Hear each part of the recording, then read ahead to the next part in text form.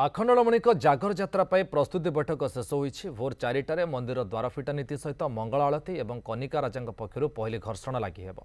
यापर पालिया सेवायत पक्षर खेचुड़ी भोग लगी हुई राति 11टा जाए साहण मेला दर्शन हो। संध्या 6टा राति 12टा जाए 4 प्रहर घर्षण और अभिषेक सरिबा परे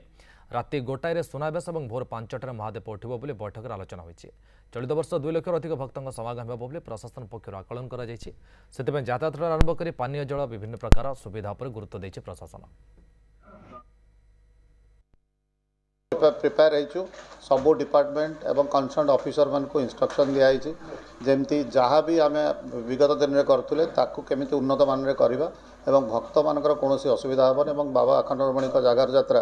जमी सुरुखुर रे शांति श्रृंखलार सहित एथर हम। तो जो नीतिकांति रही स्वतंत्र नीतिकांति महाशिवरात्रि उपलक्षे आपंकर भोर 4 घटिका समय आपंकर पहड़ फिटा तापर मंगल आरती से दिन स्वतंत्र नीतिकांति कनिका राजा पक्षर पहली घर्षण अनुष्ठित होतापर श्रीजीव को दिगंबर बेश सुसज्जित कर